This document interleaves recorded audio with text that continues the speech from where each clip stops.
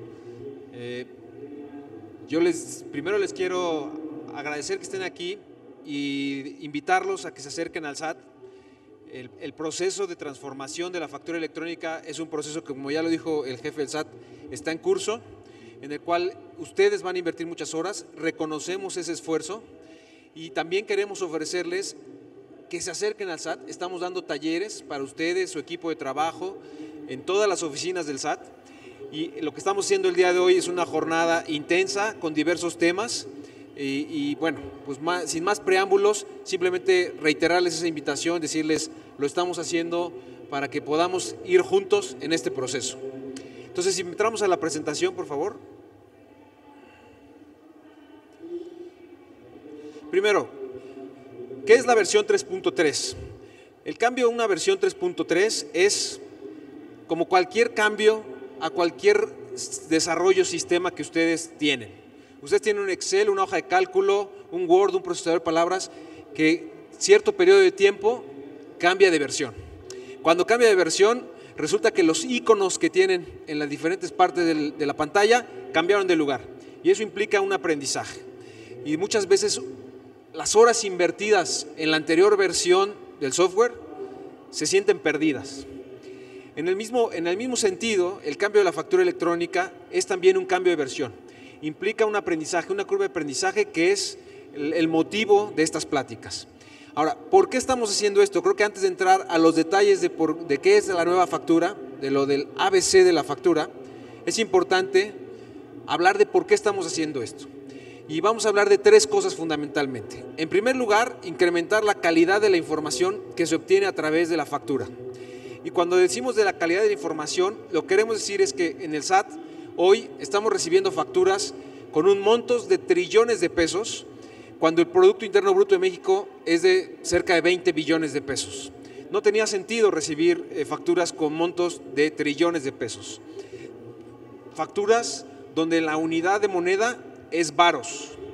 Facturas donde el concepto está vacío. Y así diversas observaciones que no nos permiten dar un servicio adecuado a ustedes.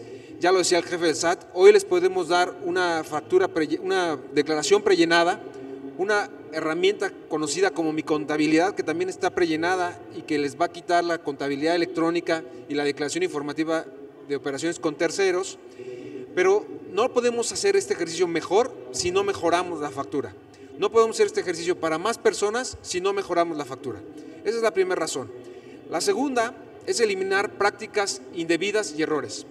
Estamos aprovechando el cambio a la versión 3.3 para publicar una serie de documentos principalmente que hemos llamado guías de llenado.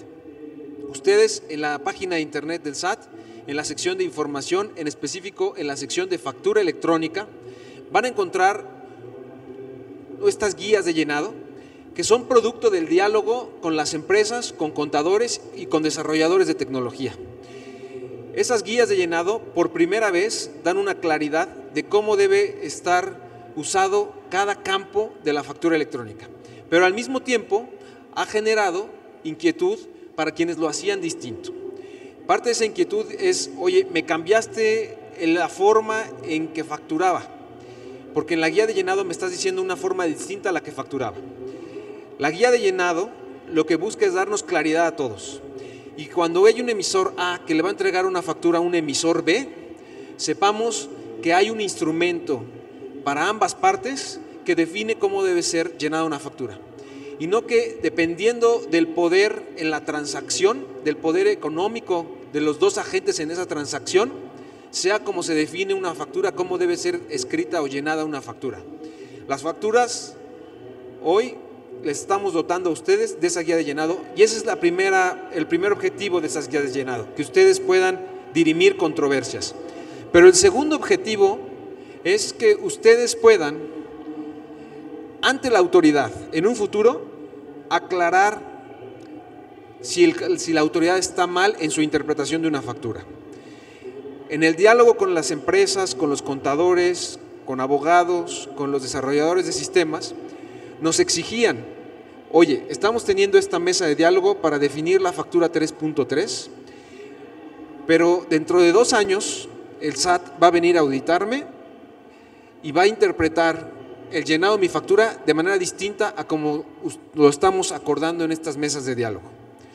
Entonces surge como una necesidad esta guía de llenado también al interior del SAT para que otras áreas, en especial las áreas auditoras, en un futuro ustedes tengan un documento para decirle: llené la factura en 2018, hoy 2020, llené la factura en 2018 con esas características porque en 2018 así decía la guía de llenado que se tenía que llenar.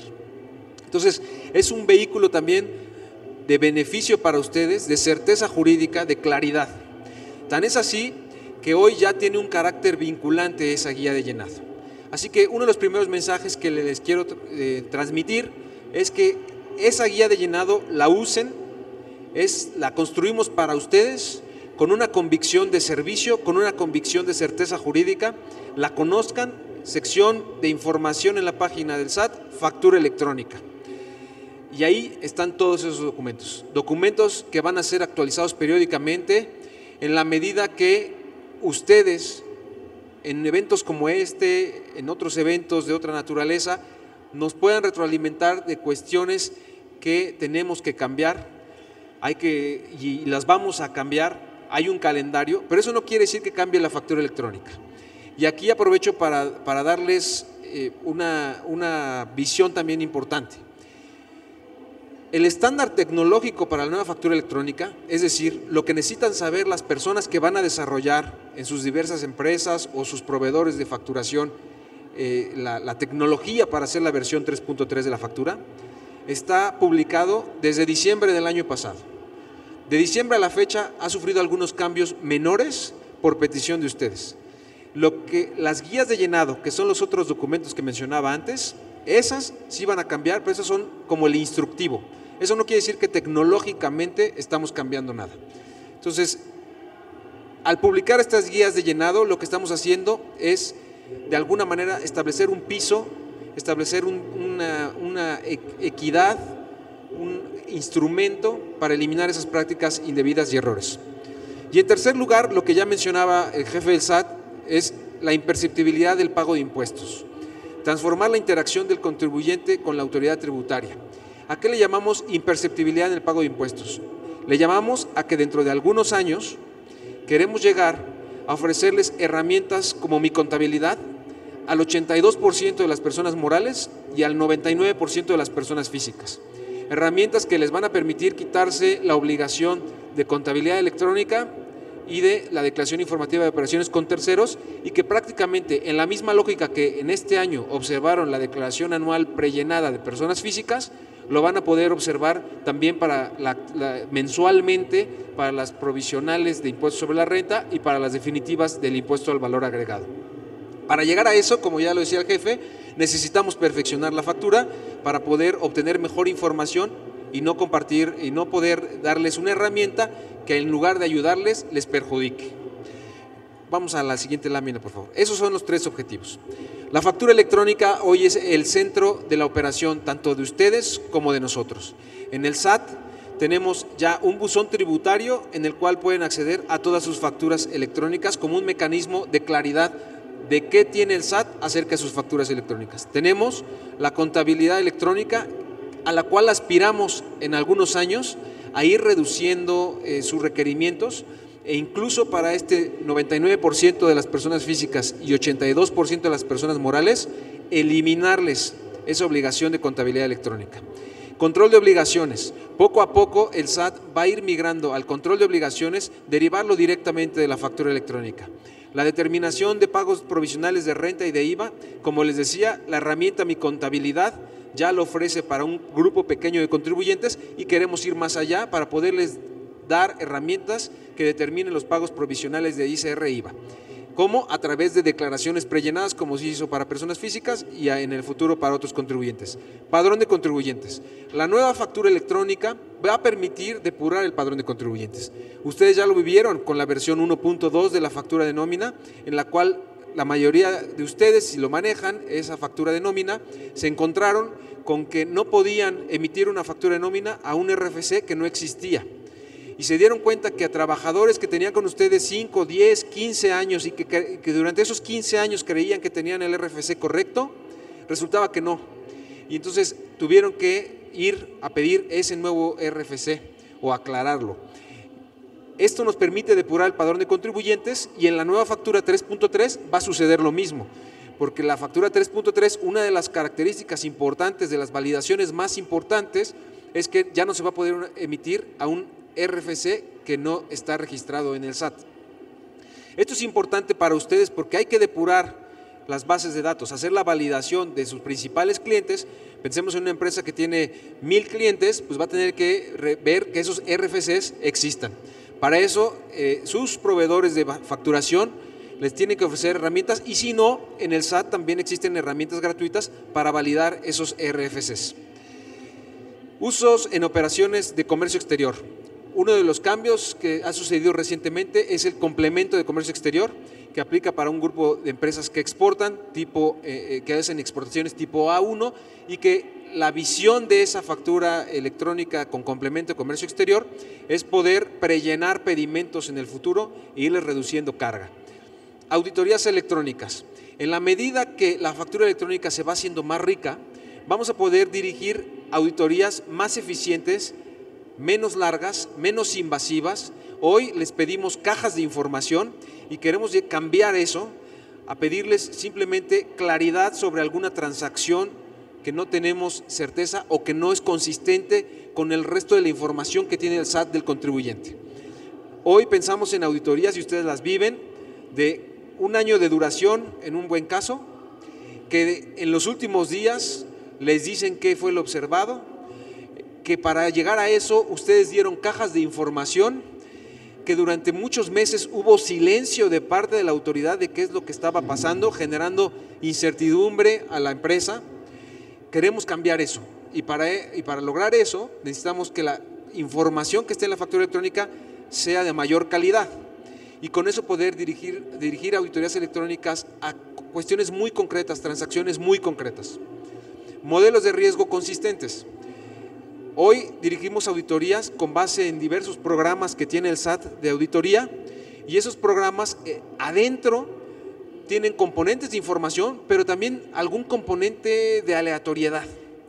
Tenemos que cambiar eso y tenemos que ir a componentes mucho más claros, a partir de la información, ir hacia quien creemos que tiene una inconsistencia grave y no como hoy sucede que de repente llegamos a auditar a alguien y nos encontramos con alguna inconsistencia menor, pero para eso ya lo torturamos durante 1 año y le pedimos cajas de información. Una inconsistencia menor que puede rectificar y que el SAT en su misión, en su visión debe de cambiar para ir trabajando sobre las inconsistencias mayores y para eso el uso de la información y la tecnología es muy importante.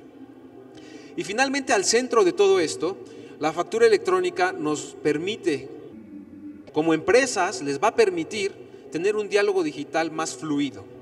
Pensemos en la pequeña y mediana empresa que hoy va a tener, por ejemplo, un catálogo de bienes y servicios que va a poder intercambiar de una a otra a través de sus diversos aplicativos que existen en el mercado y va a poder tener un diálogo digital más fluido. Con eso incrementamos la competitividad del país. No solo eso, sino que hacemos más transparente la relación e incluso la información de la factura electrónica nos va a permitir ofrecerle a las autoridades encargadas del combate a la corrupción comparables, de tal forma que, por ejemplo, en una licitación pública podamos tener precios comparables y de esa manera evitar y disminuir la corrupción. Esto es, digamos, cómo la factura electrónica influye en diversos ámbitos. La que sigue, por favor. ¿Por qué estamos haciendo los cambios? ¿Cuál fue el diagnóstico del SAT? En primer lugar, casos como que la suma de los conceptos, del valor de los conceptos en una factura no coincidían con cada uno de los renglones. Esto en la mayoría de los aplicativos que ustedes usan son validaciones que ya existían, pero no existían por un estándar que el SAT escribía como es ahora. Entonces, en el 90-95% de las herramientas que ustedes usan, por ejemplo, esa validación ya existía, pero había otro 5% de herramientas que no la hacía. Entonces de repente podías tener un concepto A que valía 10 pesos en la factura, el concepto B que valía 10 pesos y en el total, en lugar de decir 20 pesos, decía 200, ¿no? Eso no nos permite como autoridad ofrecerles un servicio más claro y por eso es uno de los elementos como diagnóstico. Otro ejemplo, la información de la factura no es suficiente para relacionarla con pagos. Desde 2014, de manera muy clara, pero incluso desde antes, en la norma fiscal existe la obligación de emitir un comprobante fiscal por cada pago que se recibe. La realidad es que prácticamente ningún contribuyente, emitía esos comprobantes. Por diferentes razones. En el diálogo que tenemos con los contribuyentes, algunos nos decían, es que mira, si yo emito una factura por 100 pesos, que me van a pagar en 4 momentos de 25 pesos, de acuerdo con la norma, tenía que emitir un comprobante de 100 pesos y 4 comprobantes de 25. Pero tú, SAT, como estás operando recientemente usando la tecnología, vas a leer 5 facturas que en el total van a sumar 200 y después te vas a preguntar por qué acumulé solamente 100 pesos y no 200. Entonces, esa era una de las razones por las cuales no se hacían estas facturas. Una segunda razón es porque no había una clara forma de hacerlo y se escribía en la descripción, quien sí lo hacía simplemente escribía en la descripción que se trataba de un pago relacionado con la factura tal. Entonces, lo que nos dimos cuenta es que necesitábamos crear un vehículo claramente diseñado para reflejar esos pagos y quitarles la incertidumbre o quitarles el riesgo, la contingencia fiscal que tenían por no estar emitiendo esos comprobantes. Tercer ejemplo, cancelación indebida de facturas pagadas. Hoy, muchos de ustedes han sido víctimas del abuso de algunos contribuyentes que una vez que le han pagado la factura, tiempo después la cancela. 2 años después, 3 años después, la cancela. Eso genera una contingencia derivada de un abuso de alguien con quien quizá tuvieron una sola transacción hace 2 o 3 años.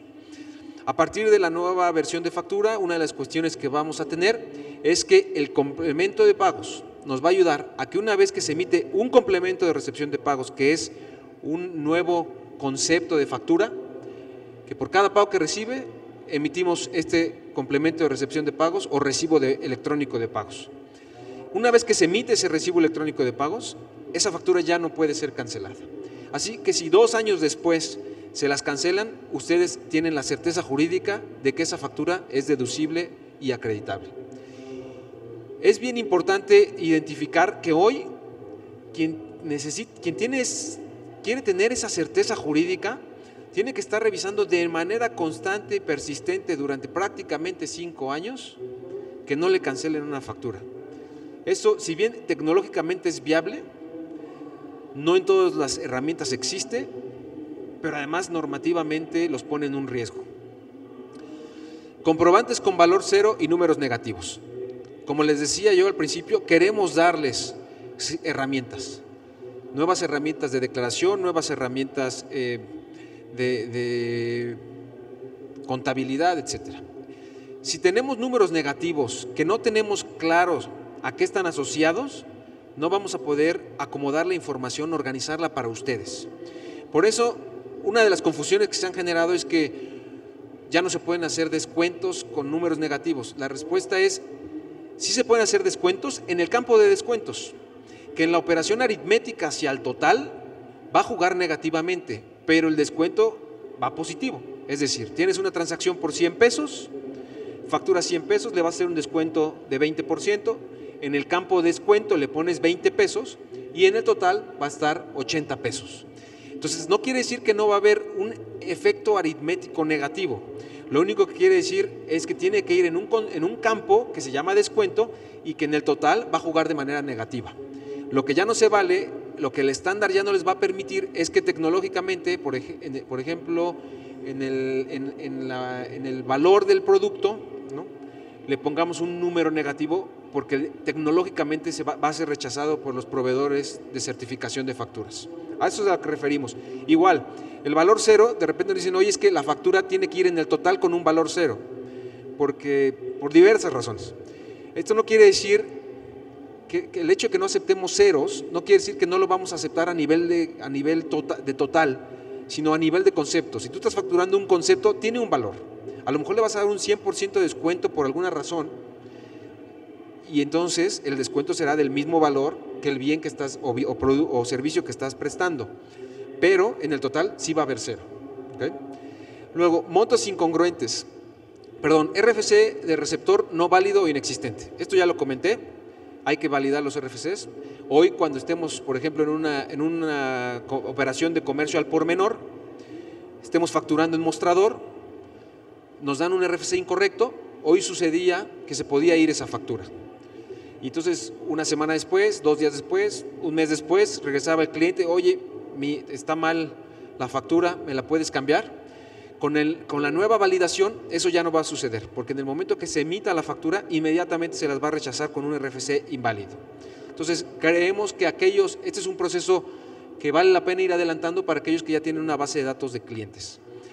Montos incongruentes, poco a poco iremos migrando a esto, a partir de montos de 100 millones de pesos, hasta hace unas semanas, era el monto máximo que se iba a permitir sin autorización especial, lo que le llamamos clave de confirmación.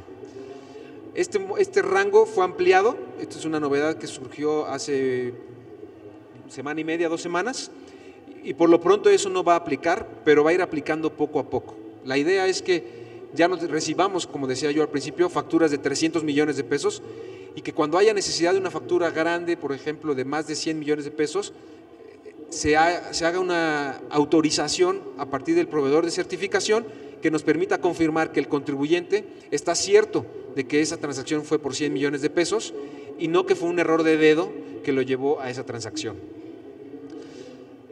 No se cumpla con emitir el CFDI por anticipos ni en pagos parciales. A lo largo de estos prácticamente 2 años que fuimos construyendo este cambio, nos dimos cuenta que había muchos contribuyentes que no facturaban anticipos. Es decir, recibían un anticipo, no lo facturaban y no era sino hasta que emitían la factura que incorporaban ese pago. En las guías de llenado, en particular en el apéndice 6 de la guía de llenado de la factura electrónica, estamos incorporando ya una sección de cómo deben facturar anticipos. En alguno otro de los paneles o salas vamos a hablar en concreto de cómo facturar anticipos. Pero quienes no tengan la oportunidad de estar en ese panel pueden consultar el apéndice 6 de la guía de llenado. Y lo mismo en pagos parciales. Por el lado de las empresas teníamos una falta del control de los flujos de efectivo y la cobranza. Sin duda uno de los grandes retos en este cambio en la factura es poder identificar quién les paga a tiempo. Cuando estábamos construyendo el complemento para recepción de pagos, que es este nuevo vehículo que ahorita comentaremos con más detalle, que se va a utilizar cada que recibimos un pago, cuando lo estábamos construyendo, mucha gente nos decía, es que no tengo a tiempo la información, porque originalmente, incluso así fue publicado inicialmente, ese complemento de recepción de pagos iba a emitirse máximo 72 horas después de haber recibido el pago.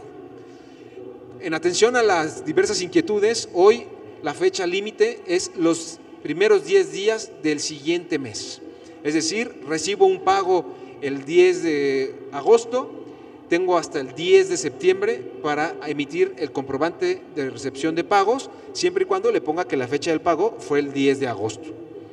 Entonces, incluso aún después de haber ampliado de 72 horas hasta casi 40 días, suponiendo que les pagaron el primero del mes, o mínimo 10 días, suponiendo que les pagaron el último día del mes, a pesar de que ampliamos ese plazo, hay empresas que siguen teniendo ese conflicto, que dicen no podemos identificar el pago a tiempo. Aquí la sugerencia es mejorar los procesos, aprovechar esta coyuntura para mejorar los procesos de identificación de pagos. Pagos recibidos que no se asignan a la cuenta de deudores, tiene que ver con lo mismo. Diversos productos y servicios no catalogados dentro de la empresa. Lo que les decía, hoy va a haber un catálogo de productos y servicios que ahorita comentaremos y que les va a permitir un diálogo digital entre sistemas más fluido. Imposibilidad de automatizar compras y ventas por no tener catálogos homologados. Inventarios desactualizados por no poder afectarlos automáticamente, en el mismo sentido. Y los receptores de las facturas se niegan a pagarlas derivado de la incorrecta interpretación. Esto ya lo comenté, las guías de llenado les van a ayudar a eso. Dificultad de intercambio de información de empresa a empresa a través de medios digitales. La que sigue, por favor. Estas son algunas de las cuestiones por las cuales hicimos el cambio. Ahora ya, ¿en qué consiste concretamente el cambio? La nueva factura incorpora 46 reglas de validación. Algunas de ellas muy sencillas y muy básicas, como las que le comenté de sumas. Otras un poquito más, también sencillas, pero un poquito con mayor impacto, como es la del RFC. Incluimos también 17 catálogos. Dentro de esos 17 catálogos, quizá el que más inquietud ha generado es el catálogo de productos y servicios. Lo que estamos haciendo en la versión 3.3 es que en cada producto o servicio que facturamos, le vamos a tener que agregar un número. El número que se conoce ahora como el catálogo del SAT, pero que en realidad no es un catálogo del SAT, es un catálogo de Naciones Unidas, es un catálogo internacional.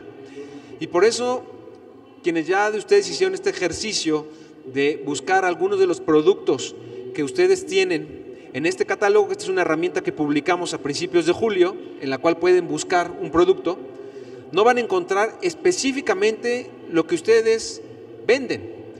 Porque si bien el catálogo puede tener hasta 53,000 palabras clave, al ser un catálogo internacional, hay productos mexicanos, por ejemplo, que no están plenamente identificados. Déjenme ponerles el ejemplo más emblemático. La tortilla de maíz. Si ustedes buscan tortilla de maíz en el catálogo, no está. ¿Por qué? Porque es un catálogo internacional. En los próximos meses vamos a mejorar esta herramienta para poderles ofrecer la palabra tortillas de maíz como una referencia, pero solamente va a ser una referencia, el catálogo ya no va a cambiar.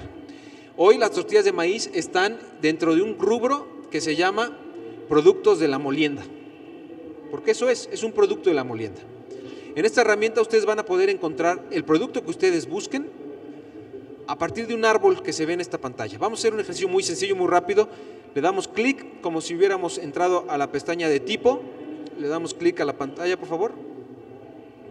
Entramos a la sección, entraríamos ahí, seleccionaríamos en la pestaña tipo, producto, servicio. Luego en división, si seleccionamos servicios, aparecen como 10 servicios, 10, 15 servicios. Buscamos en cuál de esos 15 puede estar el servicio que prestamos.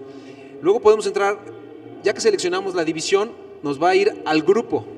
Ahí en el grupo nos van a aparecer de 4 a 10 y también ubicamos dónde estamos. Y después clase. El único que es obligatorio en la nueva factura es la clase, que se abre, una vez que le das buscar, se abre ese árbol que está ahí abajo, y el que está en letras color naranja es el que es obligatorio. Pongamos el ejemplo que está ahí en pantalla. Supongamos que ustedes dan servicios contables, pero habrá quien, uno de ustedes hace servicios de contabilidad financiera, uno de ustedes hace servicios de contabilidad fiscal y de diversos tipos de servicios contables. El que es obligatorio es el que dice, está en color naranja y que dice servicios contables. Quien quiera puede hacer más específico y escoger uno de los que están en color azul en el árbol. También pueden buscar por palabra. Aquí en este ejemplo concreto, ahí en el cuadro que está abajo de tipo, dice contabilidad. Ahí teclean contabilidad, le van a buscar y va a aparecer en todos los árboles en los cuales está la palabra contabilidad. Bien importante, lo que el SAT está pidiendo en la factura electrónica es solamente el número, no la descripción. La descripción ustedes la pueden hacer como la hacían antes. El ejemplo que doy cotidianamente es, imagínense, porque un día me lo dijo una señora, dice, oiga, yo vendo cebollas, y a la hora que puse la palabra cebollas en el catálogo, me aparecieron más de 30 cebollas. En México hay 2, señor del SAT inconsciente, en México hay 2 cebollas, y en el catálogo aparecen 30, ¿no? ¿Para qué me ponen 30? ¿No? Toda la razón le doy a la señora. El catálogo es internacional, y hay lugares donde necesitan una cebolla especial, tienen una cebolla especial, pero la respuesta es, ella solo tenía que poner la que está en color naranja, que decía cebolla. Abajo de esa de color naranja había decenas y decenas en azul de diferentes tipos de cebolla. Entonces, ahora va siguiendo con el ejemplo. Imagínense que su cliente le pide que en la descripción de la factura ponga cebollita cambray grande, ¿no? Porque así lo pide su cliente, porque así tenemos, y ustedes lo conocen mejor que yo, los clientes piden que la descripción tenga ciertas características. Eso lo van a poder seguir haciendo, porque había la duda de que si íbamos a tener que poner el número y la descripción que está aquí. Por ejemplo, el número 84 11 15 00 y ponerle obligatoriamente servicios contables. No, la frase servicios contables ni hay que ponerla. Esa es una referencia para buscar. Si ustedes ponen servicio de contabilidad de la empresa tal, bla, bla, la descripción que usaban antes, lo pueden seguir haciendo. ¿Seguimos? Lo mismo, digamos, déjenme con esto repasar. Réstate una lámina, por favor. Ahí estamos. Entonces, esto es el tema principal de catálogos y ahorita, si nos da tiempo, entramos a algo más. Luego, hay 16 campos que incluyen formas de estructura. Hay registro de descuentos por conceptos, es decir, antes tenías que poner el descuento a nivel global de la factura, hoy se va a tener que hacer a nivel de renglón de la factura, para tener esa claridad que necesitamos para ofrecerles mejores servicios. La verificación que ya platicamos del RFC del receptor, que se hace en automático, al teclearlo se intenta enviar la factura dependiendo del sistema, pero en general se va a intentar enviar la factura y si no es un RFC válido se los va a rechazar. El nuevo complemento que ahorita entramos no permite el uso de números negativos, ya lo comentamos, lo de valor cero ya lo comentamos, se eliminan 19 campos. El campo quizá que más beneficios trae su eliminación es el domicilio. Ya no es obligatorio poner, ya no lo era, pero ahora tecnológicamente ya no se va a poder poner el domicilio más que en una adenda. Entonces, ¿qué significa esto para quien pide una factura? Para quien pide una factura a partir de la versión 3.3 con mayor claridad, lo único que va a tener que hacer es dar su RFC. No necesita dar su nombre, no necesita dar su dirección y seguramente querrá dar su correo electrónico. Tampoco lo necesitaría porque la factura la puede ver en el SAT, en el buzón tributario, pero a la gente le gusta recibir sus facturas en su correo electrónico y seguramente la invitación que yo les haría a ustedes como facturadores es simplemente pregúntenle al receptor de la factura, dame tu RFC y tu correo electrónico y nada más. Y quizá otro de los nuevos campos que ahorita vamos a hablar, que es el uso del CFDI, que es uno de los campos que ha generado más dudas. Es un nuevo campo que se llama uso del CFDI y que ahora quienes ustedes ya han explorado la nueva versión dirán, oye, ¿esto cómo lo lleno? ¿Cómo voy a saber qué uso de CFDI le va a dar mi cliente a la factura? La respuesta es una decisión del cliente. Es un campo para el cliente y es un campo que si el cliente no les dice, se le pone por definir. ¿A dónde vamos y por qué? Entonces, señor del SAT, ¿para qué lo pusieron entonces ese campo si puedo poner por definir? La respuesta es que es un campo a futuro. Este es un cambio, el de la versión 3.3, que va a durar, estimo, por lo menos un lustro, si no es que más, ¿no? Tenemos que adelantarnos. Ese campo lo que busca es que el contribuyente que en el futuro, el 99% de las personas físicas y el 82% de las personas morales para quienes les vamos a ofrecer una herramienta automática de declaración de contabilidad, desde que está pidiendo la factura nos diga, esa factura es un gasto de inversión en equipo de cómputo.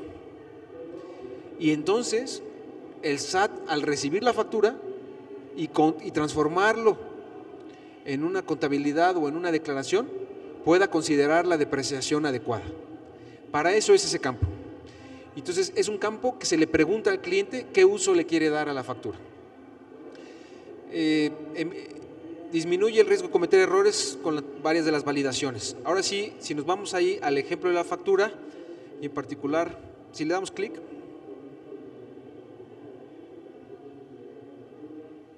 uno más, por favor. Este es un ejemplo ahí gráfico que no se ve muy bien. Okay. Y aquí una lista de los principales cambios que ya muchos ya los mencioné, pero simplemente para revisar que no se me olvidó ninguno. Lugar de expedición. Es un código postal, ya no es domicilio, simplemente el código postal de donde se está creando la factura y que va a ser validado que sea un código postal que existe. Régimen fiscal. Es un catálogo. Antes era texto. Ahora es un catálogo de todos los regímenes fiscales que existen, y su proveedor de facturación ya lo debe incluir. Para muchos incluso ya existía ese catálogo y simplemente el proveedor atrás va a ponerle el dato que el estándar tecnológico del SAT le está pidiendo. Forma de pago. Se encontraba invertida. En realidad ustedes en la forma de pago, donde por forma de pago entendemos efectivo, tarjeta de crédito, tarjeta de débito, transferencia electrónica de fondos, estaba en un campo que se llamaba método de pago. En términos del Código Fiscal de la Federación era incorrecta esa interpretación y la correcta es la que estamos poniendo ahora. Forma de pago va a ser el catálogo que dice efectivo, tarjeta de crédito, tarjeta de débito, etcétera. Método de pago, 2. Pago en una sola exhibición o pago en parcialidades o diferidas. Aquí un tema bien importante que genera dudas. Oiga, ¿me pagan en el mostrador? Es pago en una sola exhibición. ¿Me pagan una semana después el 100% de la factura? Es pago diferido. Porque en lenguaje ciudadano, pago en una sola exhibición también podría significar que te pagan dentro de una semana el 100% de la transacción.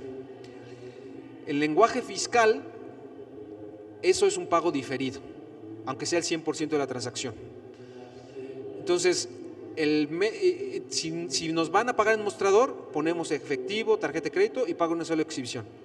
Si nos van a pagar de manera diferida, le ponemos como forma de pago, no le ponemos ni efectivo ni tarjeta de crédito, aunque tengamos certeza de cómo nos van a pagar, debemos de poner por definir.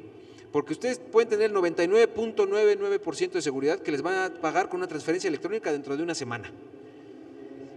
Pero no están 100% seguros, entonces hay que ponerle por definir y en método de pago, pago en parcialidades o diferido.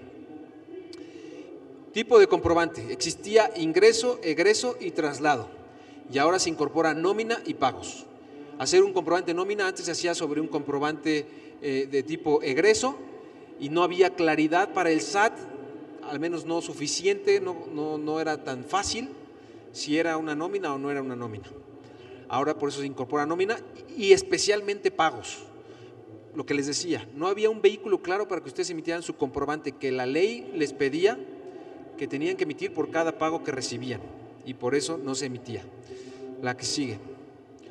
Uso del CFDI, ya lo comentamos, no existía y es un campo de uso del cliente.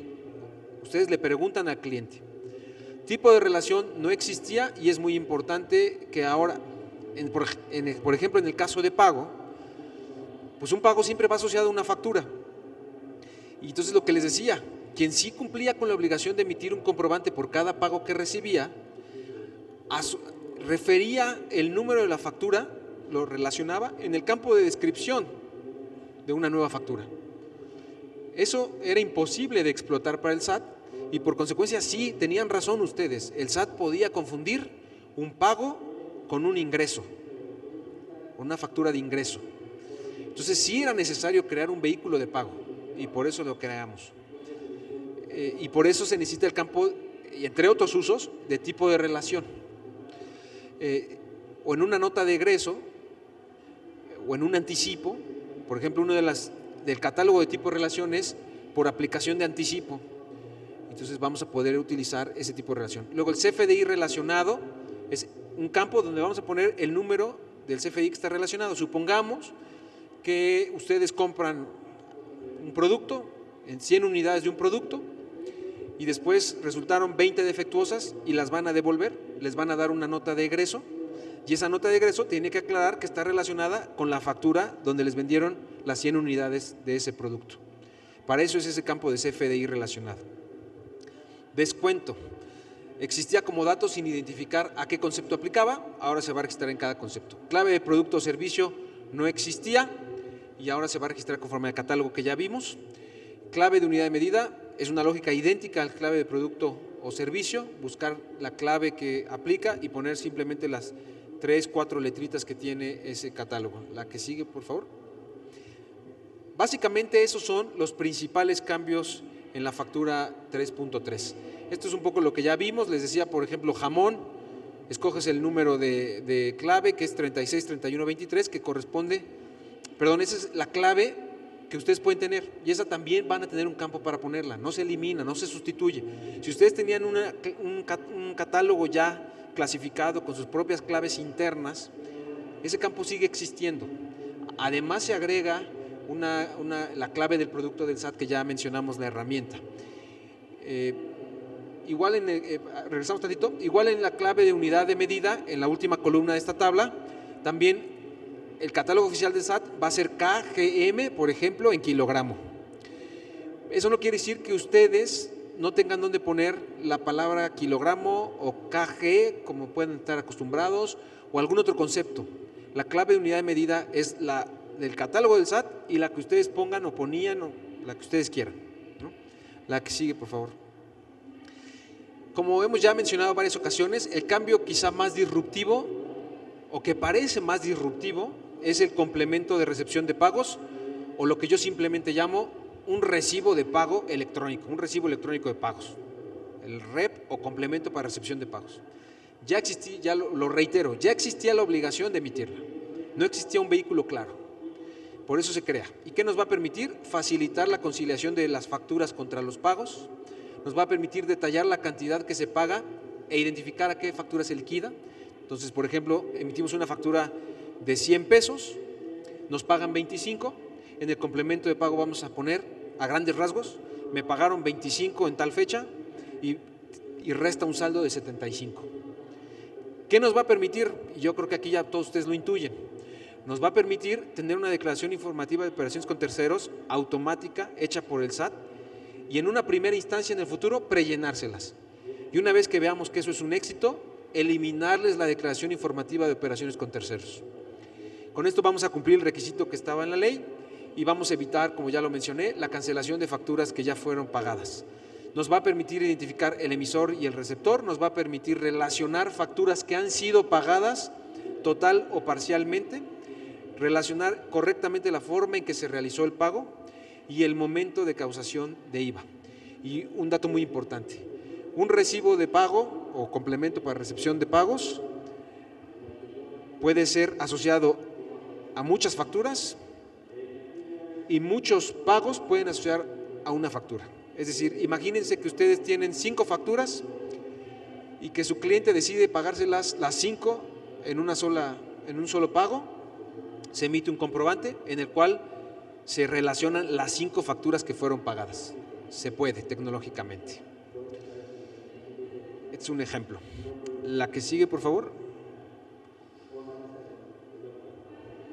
La que sigue. Bueno, una claridad ahí. Los impuestos como tal no se desglosan en el recibo de pago. La que sigue, por favor. Y finalmente, para ya dar pauta a algunas preguntas, es ¿qué debemos saber para emitir una factura? ¿Qué debemos saber y hacer para emitir una factura? Primero, lo que todos ustedes ya deben saber, quién debe emitir una factura, quién realiza actividades económicas, quién percibe un ingreso, quién realiza una retención o pago de nómina, quién traslada mercancías, quién recibe pago de facturas. Hemos en esta lámina separado a 3 perfiles de contribuyentes, que para efectos ilustrativos y didácticos hablaremos del pequeño, el mediano y el grande.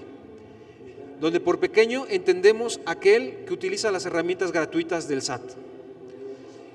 Ese pequeño, ¿qué debe saber en la migración? Que ya fue migrado, que el 1 de julio se encontró con un nuevo aplicativo en el SAT, un poco diferente, que tuvo que aprender, que tuvo que buscar cebollas, darse cuenta que había 30 tipos de cebollas y que tuvo que escoger una, que hoy a lo mejor le damos la claridad que la que tiene que escoger es la clase, que es la que termina en 00, ¿no?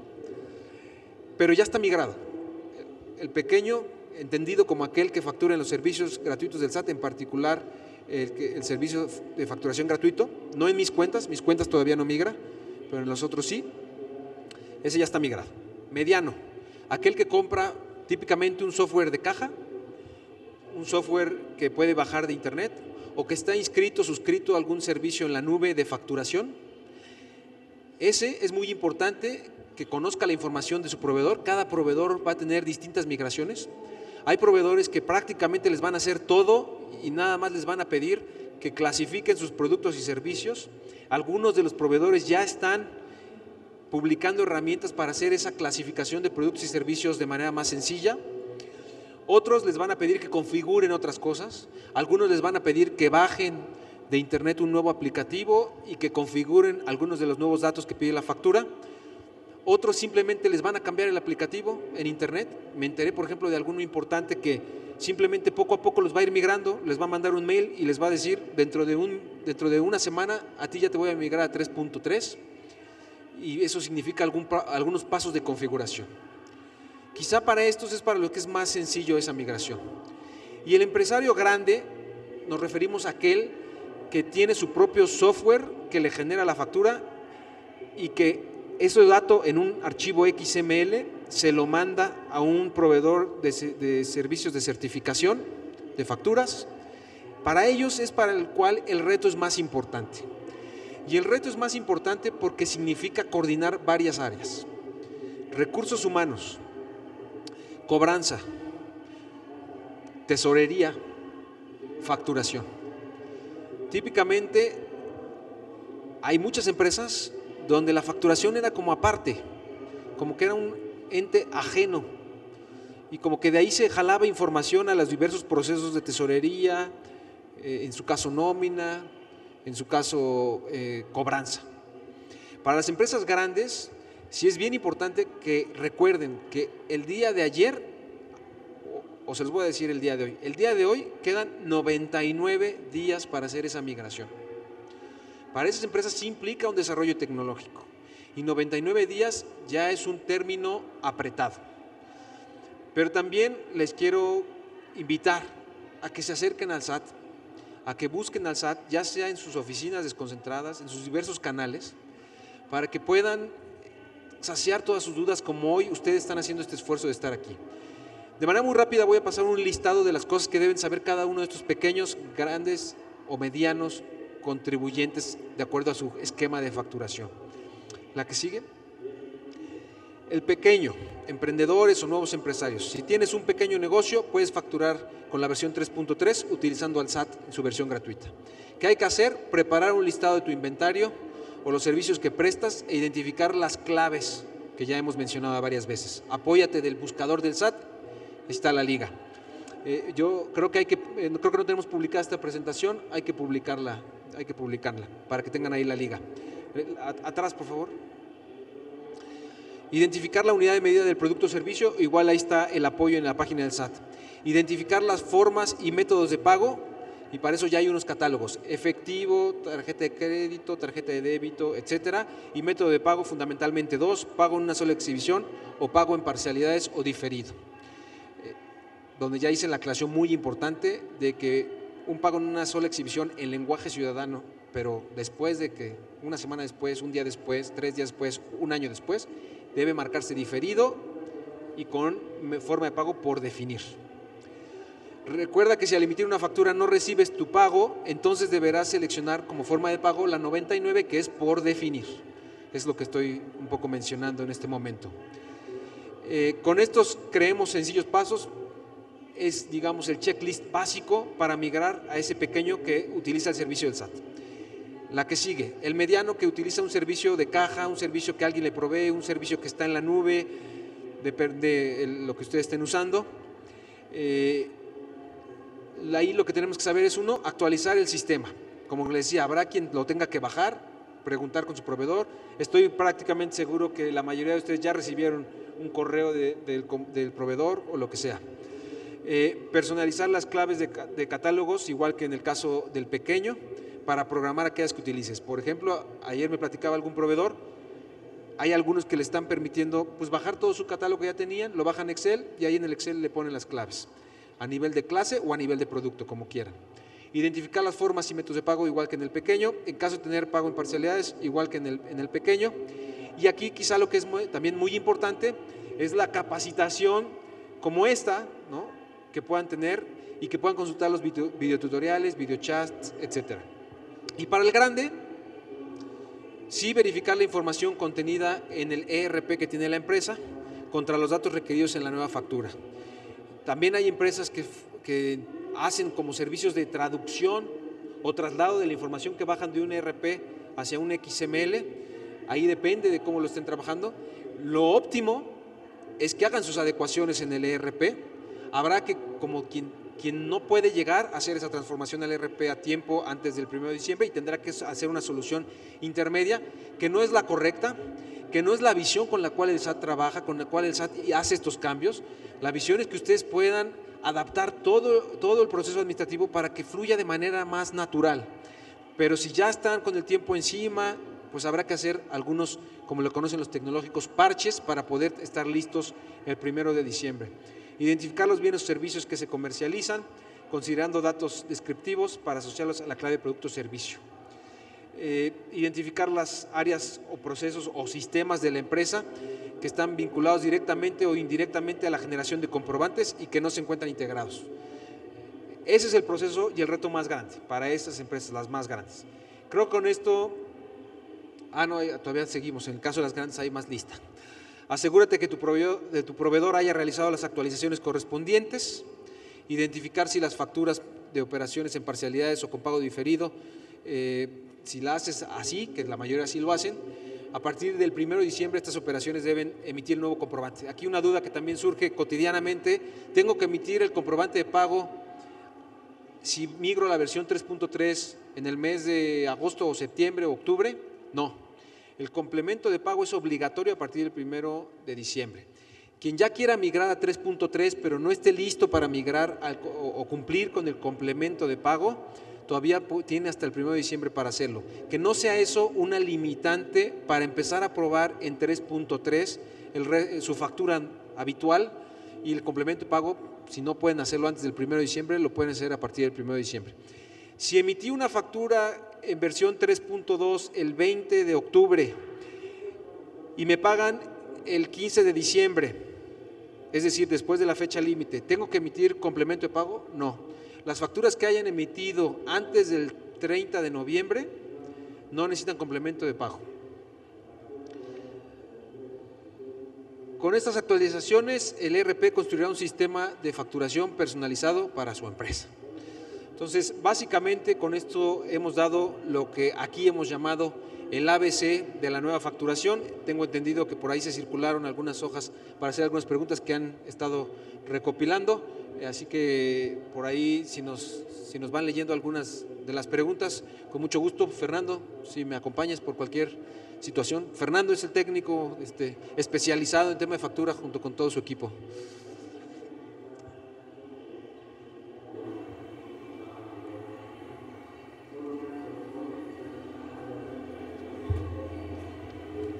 ¿Dónde puedo bajar la información de este curso para tenerlo como referencia? Gracias. Mira, están grabándose estos cursos, es probable que este curso esté publicado en YouTube, ¿no? Lo que haremos es publicarlo hay dos lugares en internet, un minisitio de la factura electrónica, que si ustedes buscan en el Twitter del SAT, ahí constantemente se está poniendo la referencia, y en la página del SAT, en la sección información, le damos clic en información, le damos clic en factura electrónica y ahí van a encontrar mucho material. No solamente este curso, sino muchos videochats que ha hecho el SAT más especializados, mucho de lo que se va a comentar aquí en la jornada.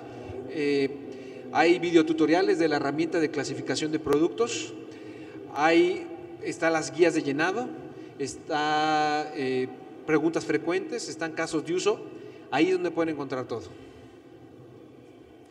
¿Cómo voy a encontrar el nombre de una planta con nombre científico? En esto, como ya se les explicó, las plantas tienen dentro del catálogo muchos productos. Lo que les estamos pidiendo es que lo ubiquen a nivel de clase.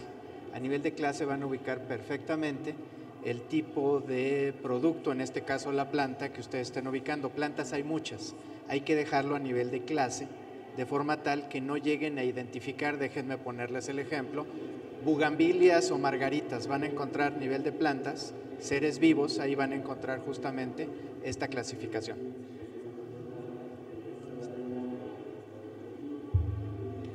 ¿El cambio de la factura afecta la ley? ¿El cambio de la factura afecta la ley?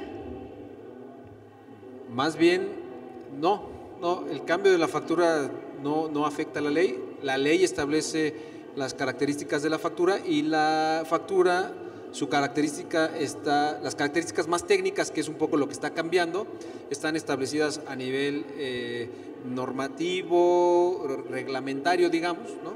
Y básicamente hay que consultar la resolución miscelánea, hay que consultar los estándares tecnológicos, el estándar técnico, hay que consultar las guías de llenado, quien quiera especializarse, digamos, de manera muy detallada.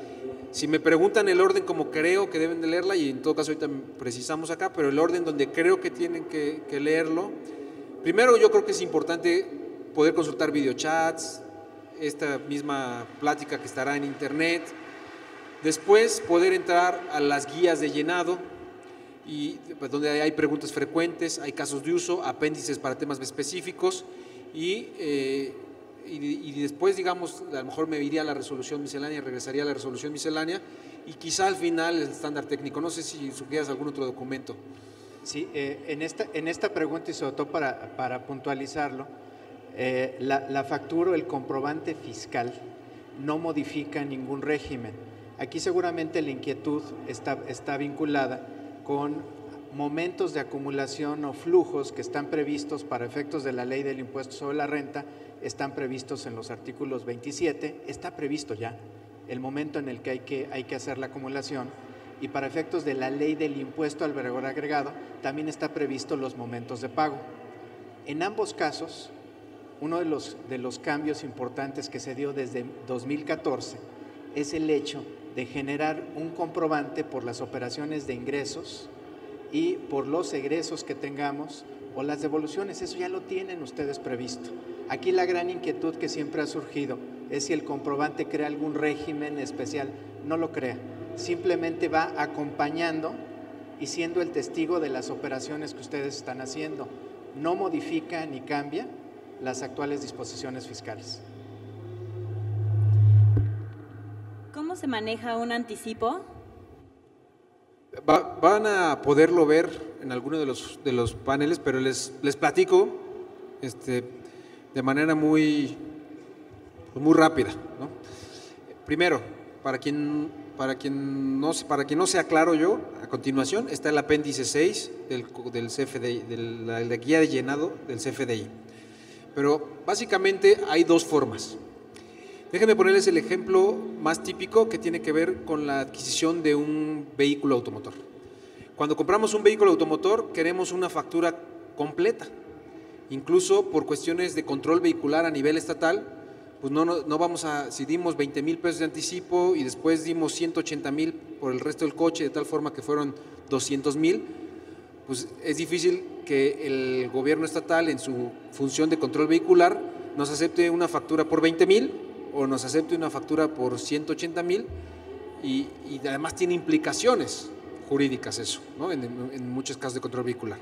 Entonces ahí, que es el ejemplo más típico de un anticipo, lo que estamos sugiriendo es que se emita una factura por 20,000 con el concepto de anticipo, que ahorita no recuerdo el número, no sé si ustedes se acuerdan del número, el concepto de anticipo, y posteriormente, igual que antes, ya que se está liquidando la operación, les van a dar la factura por 200,000, que es el valor del vehículo, y ahí van a relacionar la primera factura.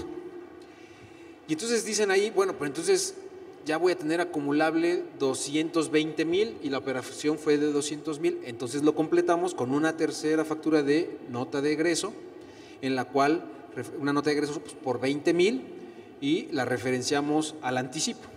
Y de esa manera aritméticamente neteamos los 200,000 pesos. Esa es la forma, es una de las formas cuando queremos una factura por los 200,000 completos. Pero quizá hay ocasiones en que no nos interesa eso, que simplemente damos un anticipo y que estamos dispuestos a tener la factura por esa transacción en dos facturas. Entonces emitimos la primera factura por 20,000, igual que la que ya había descrito con el concepto de anticipo, y emitimos la segunda factura por 200,000 con un descuento de 20,000, de tal forma que el total de la factura nos da 180,000. Y entonces, y relacionamos en esa segunda factura el anticipo. Esos son los dos mecanismos, espero haber sido claro. Si no, va a estar en la presentación que vamos a publicar en internet y de todas maneras en los paneles está y está en el apéndice 6 de la guía de llenado. ¿Alguna adición? Básicamente en cuestión de anticipos, nada más hay que recordar que muchos anticipos de manera comercial se le conoce cuando efectúas un pago inicial, pero básicamente para cuestión fiscal los anticipos va a ser cuando no conozcas el valor de la mercancía ni conozcas la totalidad de la mercancía. Cuando se tenga esa premisa, entonces se estará utilizando la factura de anticipos. En el momento en el que se conozca el valor y las cantidades, en ese supuesto ya no estamos ante un anticipo, básicamente estaríamos ante un pago en parcialidades. Y lo que se tendría que hacer sería el pago correspondiente a parcialidades, el cual está previsto en la regla 27132, 27135, en la cual, como comentaba el maestro Adrián, básicamente tendríamos que efectuar una factura por el total y por cada uno de los pagos una factura de egresos, de pagos. Y reflexionando esto que dice Eduardo, en el caso del ejemplo que les daba de un vehículo, sí se vale facturar como anticipo, si por alguna razón no hemos definido que si va a tener quemacocos, no va a tener quemacocos, que es el caso en el cual no tienes certeza sobre la cosa y el precio. Porque si bien sabes que a lo mejor va a ser tal modelo, todavía no han definido los accesorios, todavía no han definido alguna cuestión. Si ya lo definiste, pues ya tienes que emitir la factura por 200 y emitir el comprobante de pago por los 20,000, ¿no? ¿De quién es la responsabilidad en cuanto a la clasificación de los artículos y la factura va a venir con la dirección del emisor?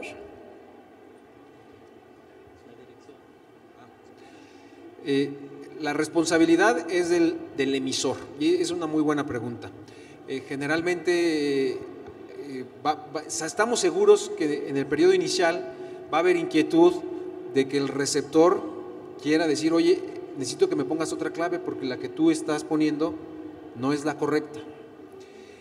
Hemos publicado en las guías de llenado y por eso les digo que es bien importante que las lean porque es la que nos va a dar la certeza jurídica y el piso parejo en la definición de controversias entre dos partes. Es bien importante que vean la guía de llenado. Ahí le dimos la atribución al emisor de tomar esa decisión. En el corto plazo habrá controversias y entonces en el diálogo entre el emisor y el receptor pues podrá haber algún acuerdo, ¿no?, de cuál debe ser la clave, pero quien tiene ese derecho es el emisor. Y la segunda pregunta. Bueno, únicamente en la cuestión de las claves hay que recordar que en caso de que seamos comerciantes y que estemos comprando alguna mercancía propiamente con nuestro proveedor y al momento de estarla dando a nuestros clientes, pudiéramos estar copiando la clave que ya se tiene en la factura original. En caso de que estemos haciendo una transformación de algún producto, entonces sí tendríamos que estar buscando nuestra clave de producto o servicio. Y también en la página del SAT estamos poniendo sugerencias directamente, como comentábamos en el caso de la tortilla, cuál es la sugerencia que se tiene por parte del SAT. Sin embargo, esto no le quita ninguna parte hacia la persona que lo está emitiendo, quien es la responsable de estar buscando el producto, toda vez que es la persona que conoce directamente los productos que va a comercializar. Sí, y complementando, ¿quién es el responsable de la dirección del receptor? Hay que recordar que son los campos que se eliminan dentro de la factura. O sea, aquí únicamente el receptor se va a incorporar el Registro Federal de Contribuyentes de quien recibe la factura y ese es el único dato obligatorio, que como cambio importante lo reiteraría, el RFC receptor también va a ser validado. ¿Sí? Aquí ustedes ya pasaron por todo el proceso de nómina. En nómina se validó el Registro Federal de Contribuyentes del trabajador. A partir de esta nueva versión 3.3, sus clientes tendrán que tener un RFC válido o existente, que esa es otra de las etapas de validación que tiene. Simplemente les recuerdo que cuando su cliente les pide que sea un RFC correcto, ustedes tienen que hacer reprocesos. Lo que estamos evitando con esto es evitar que ante un RFC erróneo se vuelva a generar la factura. Aquí se va a estar validando en el momento. Del domicilio. Sí, dos preguntas más para respetar el tiempo de… Por lo del domicilio. ¿En la generación gratuita del SAT también va a emitir el comprobante de recepción de pagos? Sí, de hecho ya se puede hacer, está disponible. Uno ingresa a la aplicación y uno de los primeros campos que hay que llenar es el tipo de comprobante, en el cual está el tipo pago o P, ¿no? Y simplemente al dar clic ahí se activa y se desactivan los campos correspondientes a un complemento de pago. Sí, así es. Y básicamente nos han estado preguntando bastante de que en la herramienta gratuita, al momento de que ingresamos la información de pago, no se despliega cierta información como el CFDI relacionado. Hay que recordar que al ser un complemento de pago, tendríamos que estar ingresando directamente al apartado del complemento y es ahí donde vamos a ingresar toda la información correspondiente al complemento de pagos. Cambios de RIF para mis cuentas. Pues al igual que la aplicación del servicio gratuito, se va a hacer una adecuación al aplicativo Mis Cuentas para poder incorporar. Estamos trabajando en él para que podamos ofrecerles un servicio que tenga inteligencia de datos, de tal forma que a partir de la información que tenemos histórica podamos ofrecerles un servicio sencillo. Todavía no tenemos una fecha precisa de cuándo saldrán esos cambios, pero estimamos que sea evidentemente antes del 1 de diciembre. Pues muchas gracias. Muchas gracias al maestro Adrián Guarneros Tapia. La Secretaría de Hacienda y Crédito Público, a través del Servicio de Administración Tributaria, agradece su asistencia. Les invito